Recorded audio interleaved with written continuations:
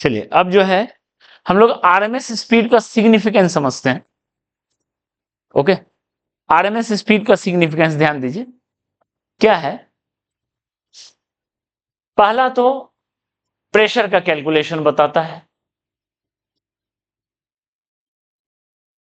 पहला signification calculation of pressure. उसके बाद एक और क्या है देखो, वो बहुत इंपॉर्टेंट है और बहुत इंपॉर्टेंट फीचर हम लोग को समझ में आएगा। ठीक है, अगर हम ट्रांसलेशन मॉलिक्यूल मूव कर रहे हैं, ठीक है, मॉलिक्यूल मूव कर रहा है तो उसका कुछ काइनेटिक एनर्जी होगा, translational kinetic energy, that is of one molecule half m v square, v speed है तो, ठीक है। लेकिन अगर हम निकालें average translation kinetic energy of one molecule of sample, क्योंकि हर मॉलिक्यूल का अलग अलग स्पीड है, तो हम इस सैंपल के एक मॉलिक्यूल का एवरेज ट्रांसलेशन काइनेटिक एनर्जी निकालना चाह रहे हैं, तो वो क्या होगा, हाफ एम वी स्क्वायर का मॉड, तो एवरेज, इसका एवरेज करेंगे, मास ऑफ मॉलिक्यूल तो कांस्टेंट है वी स्क्वायर का ये, और ये क्या है, ये देखो आरएमएस का सिग्निफिकेंस बता रहा है कि एक मॉलिक्यूल का एवरेज ट्रांसलेशन काइनेटिक एनर्जी बता देता है ये पर molecule.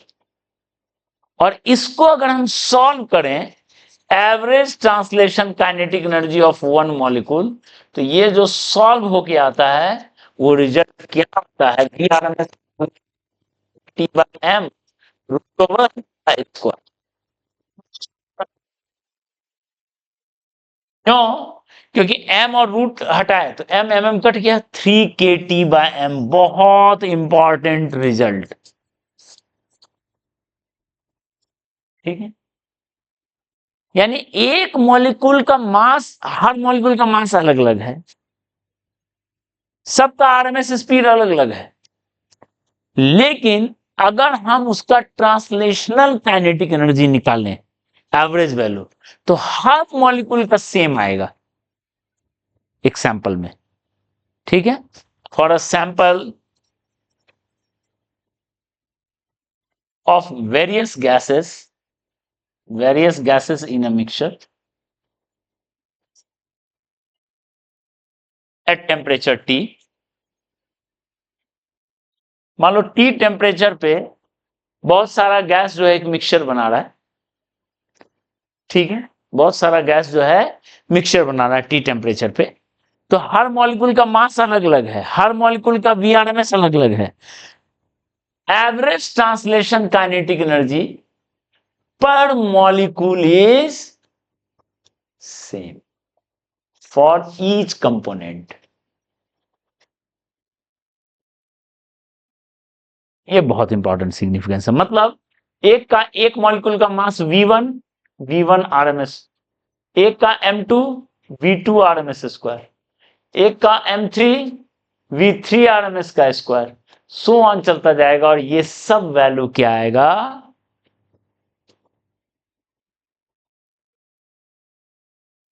C/2 K T।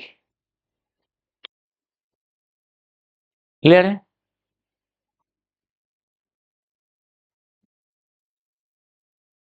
Okay, इसको बोलते हैं law of mixture.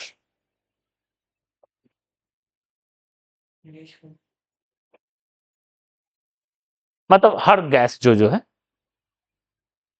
Hydrogen helium जो भी है, नियॉन आर्गन, सबका चाहे मोनो हो डाई हो, कोई भी हो, मोनो डाई, ठीक है, वेरियस गैसेस मिक्सचर, मोनो है, डाई है, पॉलीएटॉमिक है, जो भी है, कोई भी टाइप है, सब चलेगा।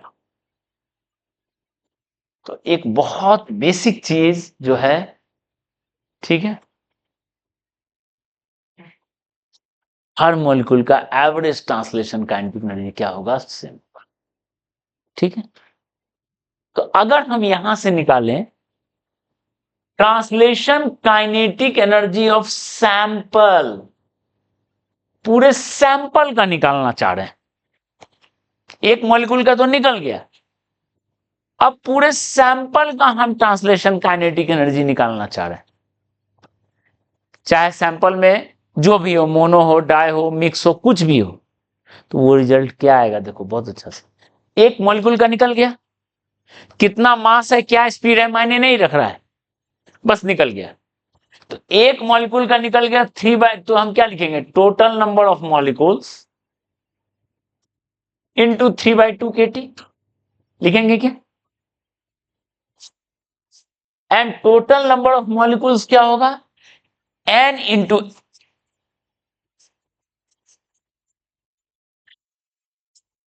n है मोल्स, n है मोल्स, a नॉट क्या है, Avogadro number, Avogadro number 3/2 kT।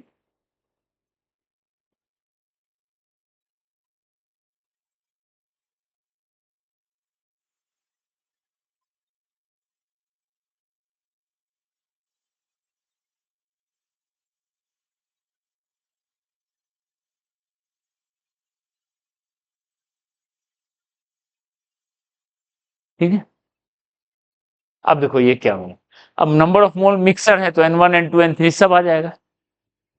ठीक है, सबको सम कर दो, टोटल मोल्स। अब देखो यहां से क्या होगा, n इंटू के ए नॉट इंटू 3/2 टी होगा, के नॉट को एक साथ कर दिए, और के इंटू ए नॉट किसके बराबर होता है, लास्ट क्लास में बताएं, दैट इज गैस कांस्टेंट। के क्या है, बोल्ट्जमैन कांस्टेंट, के है बोल्ट्जमैन कांस्टेंट, ध्यान दो, के है बोल्ट्जमैन कांस्टेंट, कितना होता है जुनैद वैल्यू, 6.02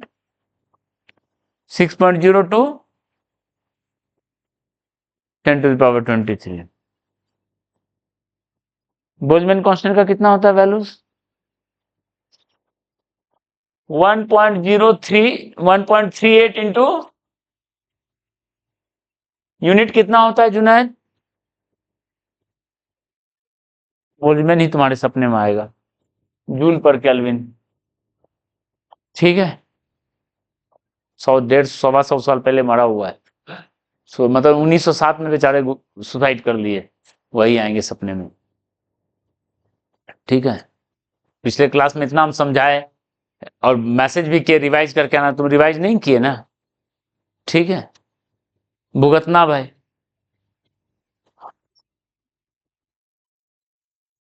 रणवीर सिंह। ठीक है, चलो इधर ध्यान दो,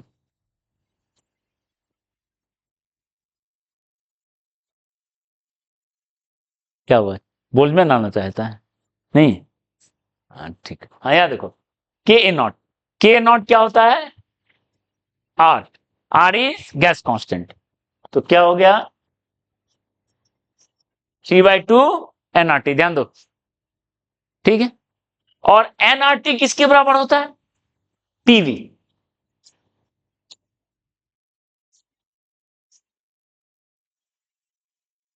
तो सैंपल का ट्रांसलेशन काइनेटिक एनर्जी हो गया 3/2। ठीक है, जहां P इक्वल टू लिखेंगे प्रेशर इक्वल टू, मान लो अकेला का pressure P1 plus P2 plus P3 and so on, total moles, ठीक है, यानी प्रेशर P है, वॉल्यूम V है, तो आप मॉलिकुलर बिहेवियर से सोचो कितना मोल्स है उसमें, कितना मॉलिक्यूल है, सबका कितना काइनेटिक एनर्जी है, सब कैलकुलेट कर सकते हैं।